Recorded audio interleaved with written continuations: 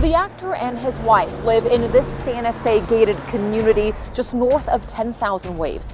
The Santa Fe Sheriff's Office filing this search warrant earlier today, detailing why deputies needed to go into Hackman's home and what they actually found when they went inside. What else are investigators going to dig into? Maybe the cell phones, perhaps? What can be gleaned from the scene? What about at autopsy? And did you hear portions of their bodies had become mummified? We're back with the Fox News alert. Authorities are still trying to determine how Hollywood legend Gene Hackman and his wife Betsy died. Police said yesterday the pair tested negative for carbon monoxide poisoning, and officials now think Hackman may have died 9 days before his body was found. In a stunning revelation that has sent shockwaves through Hollywood, the FBI has reportedly uncovered a trove of mysterious and classified items hidden within the luxurious mansion of legendary actor Gene Hackman. Known for his intense on-screen presence and critically acclaimed performances, Hackman has largely remained out of the public eye in recent years. However, this latest discovery has reignited curiosity about his private life. Let's bring in ABC's Alex Stone for more. Alex, I know you just got that search warrant. What sticks out to you from what investigators are saying there? Well, yeah, we've got the search warrant right here, and in it they say that this was suspicious enough that they needed to search the building. And let me just bring you through it a little bit. As we just got this, a detective says that maintenance workers were called to they called the sheriff's department. The deputies arrived. They found a door that was ajar at the home, and then they made entry. They went in, they found a female, Betsy Arakawa, on the ground near a countertop in a bathroom. There was a space heater near her head. There was an open pill bottle with pills scattered on the countertop there. They found a dead German Shepherd dog near Arakawa. And then in a mudroom, they found Gene Hackman. It appeared he had suddenly fallen. They say that his sunglasses were near him, but there were other dogs that were alive on the property, and everything else was locked and secured. No obvious signs of death of what it was. They are looking at carbon monoxide. They got no readings of it. But Diane, they say they don't know why they died. Upon arrival, deputies found the front door of the residence unsecured and open. Gene Hackman's body was located in a mudroom near the kitchen, dressed in grey joggers, a long-sleeved t-shirt, brown slippers, and a walking cane nearby. His sunglasses were found lying beside him, suggesting he may have suddenly fallen. Betsy Arakawa's body was discovered in a bathroom, lying on her side near a space heater. Her body showed signs of decomposition, including bloating in the face and mummification of the hands and feet. Police are working to obviously uncover this mystery. Can you go over how all of this unfolded and what we know up to this point? Hey Mugo, yeah, it's just been an absolutely tragic story so far. We're in front of the Santa Fe County Sheriff's Office right now, where it seems like the more information we get, the more mysterious this case becomes. Officials were first called out to the couple's home on Wednesday when that maintenance man who you just heard the call from had tried to contact the couple but was unable to reach them. That's when deputies went in and they found Hackman's body in the mudroom. It appears he may have fallen. They found his wife, Betsy Arakawa's body in the bathroom with her head next to a space heater. An open prescription bottle and pills were scattered on the nearby countertop. One of the couple's German Shepherds was found unalive less than 15 feet from Arakawa in a closet, while their other two dogs were found alive in the bathroom near Arakawa and outside. Officials are also saying they found a prescription bottle as well as pills scattered on the counter next to her, but they're not yet saying what those kind of pills were. As for the dogs, the dog that died, a German Shepherd, was locked in a kennel next to Arakawa's body. And officials also found two other dogs who were alive that were roaming around the property. Authorities believe that the heater might have fallen on the ground when Arakawa fell, potentially contributing to the accelerated decomposition of her body. This could explain why her hands and feet showed signs of bloating and mummification. An open prescription bottle and scattered pills were found nearby, adding another layer of mystery. A deputy saw a black space heater near her head. The deputy believed the heater could have fallen in the event that Betsy abruptly fell to the ground. And the space heater being next to her could have contributed to the decomposition that was observed by local police. Gene Hackman, the legendary actor renowned for his roles in films such as The French Connection and Unforgiven, embraced a reclusive lifestyle in his Santa Fe, New Mexico home. After retiring from acting at the age of 74, Hackman and his wife, Betsy Arakawa, sought tranquility away from the public eye, immersing themselves in the serene landscapes of the Southwest. You worry about your health? Are you I try to take care of myself. I don't have a lot of fears. I have the normal fear of passing away. You know, I guess we all think about that, especially you get to be a certain age. I want to make sure that my wife and my family are taken care of. Hackman, who retired from acting in 2004, had largely withdrawn from public life, making few appearances in recent years. Neighbors and friends noted that the couple had become increasingly reclusive, with their last known sighting occurring earlier this year.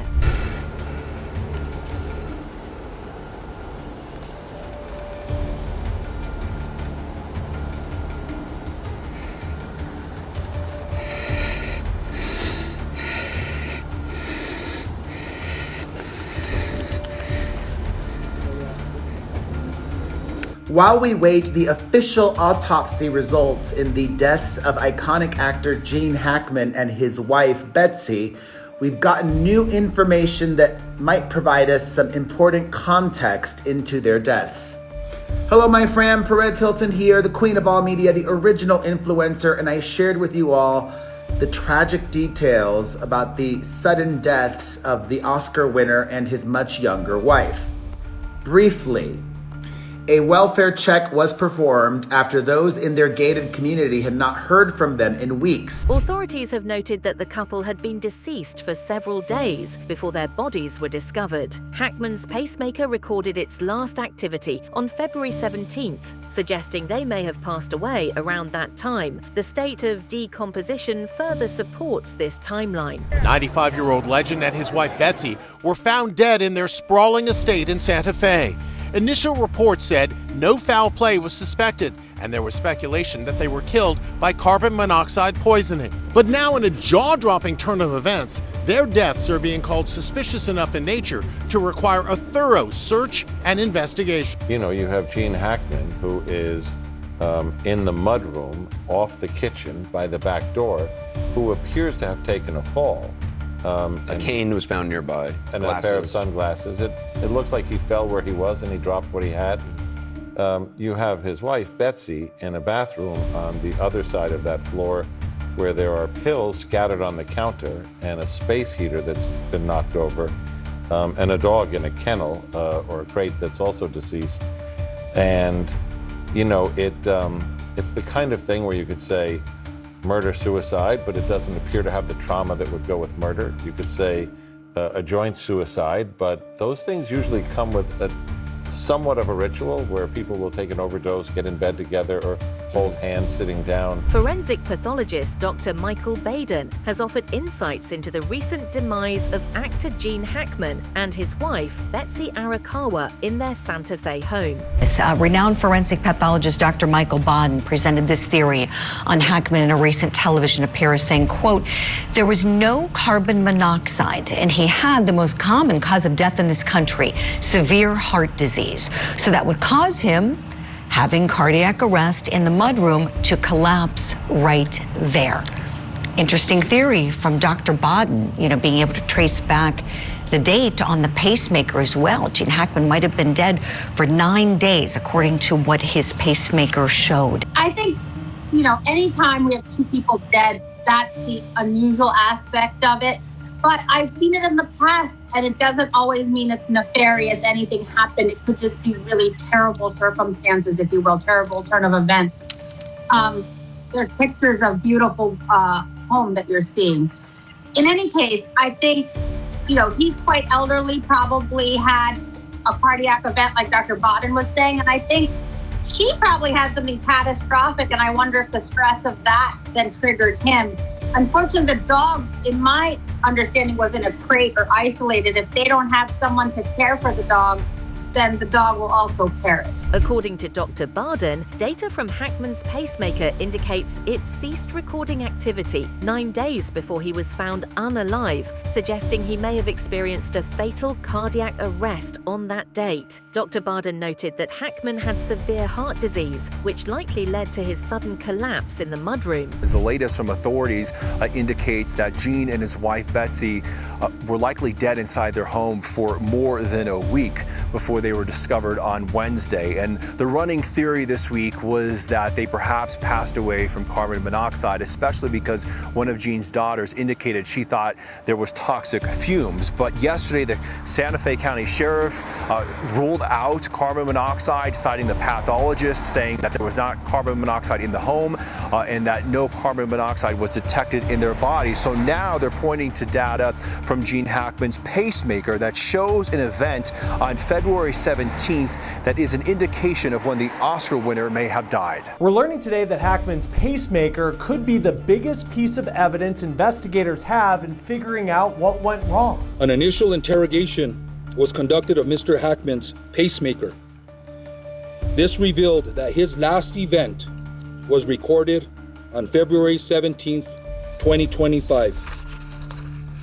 I was advised that a more thorough investigation will be completed. So this means Hackman died 9 days before his body was found. Many pacemakers do have the ability to relay information to doctors, but for Hackman's to not have recorded a heart rate for more than a week, apparently his did not alert those outside his home that something had gone wrong. The other big batch of information we have is from a search warrant that deputies used to gain access to Hackman's home. Here are the items that deputies took from Hackman's home as evidence last week. Regarding Arakawa, Dr. Barden proposed that she might have discovered her husband unresponsive and rushed to retrieve his blood pressure medication from the bathroom. In her haste, she may have fallen, possibly sustaining a fatal internal head injury that wasn't externally visible. Gene Hackman's wife, Betsy, had mummification in both her hands and her feet. One of the deputies on the scene said it looked like Gene Hackman had a sudden fall in the mudroom, just based on what he saw. His cane was there, his sunglasses were there, and we know where Betsy's body was. There was an open prescription bottle, scattered pills on a counter in the bathroom, and what Dr. Kenny Kinsey just noted for us, no signs of that external trauma. Which brings me to a question for you, please, Dr. Banerjee. I want to share with you another part of Dr. Michael Baden's theory here, that perhaps Gene Hackman had fallen first, and then perhaps his wife goes to help him in the bathroom, maybe goes to get pills. Let's say it was a cardiac event. He's theorizing that maybe she struck her head on the way down, had some kind of internal injury to the brain that isn't going to show up on the outside. Preliminary investigations into the tragic passing of Gene Hackman and his wife, Betsy Arakawa, revealed no signs of external trauma or foul play. Initial autopsy reports indicated that neither individual had visible injuries, and there was no evidence suggesting a struggle or forced entry into their Santa Fe home. Additionally, tests for carbon monoxide poisoning returned negative results, and an inspection by the New Mexico Gas Company found only a minuscule gas leak at one of the stove burners, which was not considered lethal. Initial interrogation was conducted of Mr. Hackman's pacemaker. This revealed that his last event was recorded on February 17th, 2025. The Santa Fe County Sheriff revealing tonight that Hackman was probably dead for 9 days after being discovered by maintenance workers Wednesday afternoon. I think that is a very good assumption that was his last day of life. In an affidavit, deputies say the couple's bodies were found in separate rooms. Hackman near the kitchen with a walking cane and sunglasses near him. His wife was found in a bathroom next to a prescription bottle with scattered pills on the floor. Her body, quote, showed obvious signs of death, body decomposition, bloating in her face, and mummification.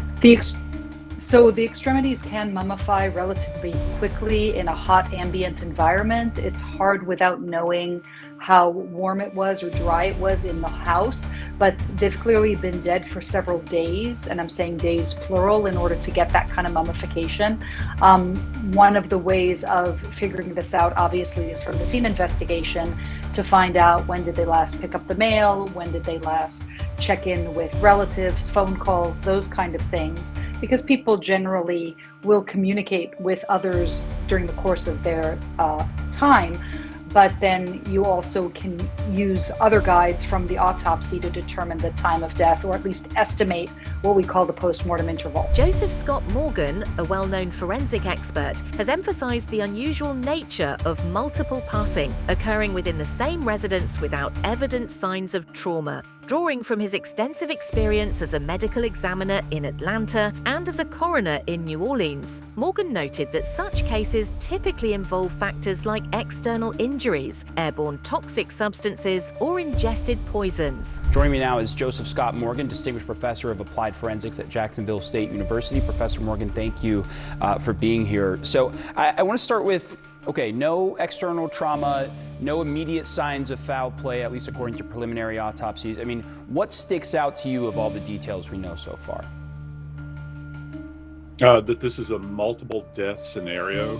This is not common, particularly, you know, I worked for the ME in Atlanta and for the coroner in the New Orleans area. And Omar, I got to tell you, in my recollection, I've never worked a case with multiple deaths in a single structure that weren't either trauma related, or there was some type of toxin in the air, or it was something that had been ingested. The presence of a deceased dog alongside the couple further complicates the case, as animal passing in such scenarios often indicate environmental factors like poisoning or gas leaks. And then on top of it, we have this dead canine as well that was found adjacent to her in the bathroom. And for me, you're going to have to dig deep and take your time with this case, because in my opinion, this is very, very complex. The affidavit says, quote, "The death of the two deceased individuals is suspicious enough in nature to require a thorough search and investigation." Meaning, after they went to perform the welfare check and they discovered all that they saw, they went and they got a search warrant so that they could thoroughly investigate and look through everything in the house. As for Hackman, they discovered him fully clothed, and they suspect that he may have suddenly fallen because his sunglasses were found next to his body. Given the lack of immediate explanations, Morgan emphasized the need for a thorough investigation, including toxicology tests and full-body X-rays, to determine whether carbon monoxide inhalation or another unseen factor contributed to their tragic ends. The complexity of the case is heightened by the advanced decomposition of the bodies, which makes it more difficult to identify potential causes of passing. What does that mean, and how does a body that may have gone many days before being found change the nature of a death investigation? Well, yeah, so to that point, it makes it a bit more complex because a lot of the things that would be obvious as far as trauma goes, you know, initially, particularly at the scene where you've got poor lighting and those sorts of things, you might not pick up on it as quickly. It's going to be to their advantage, and they've done that. That's probably occurring today. Those bodies are actually at the ME's office under the best type of circumstances to examine remains. Secondly, you know, I begin to think about what they're going to be tasked with relative to kind of running down those things that are unseen. Share your thoughts and theories on this developing story. What do you believe could have led to this tragic event? Please leave your comments below.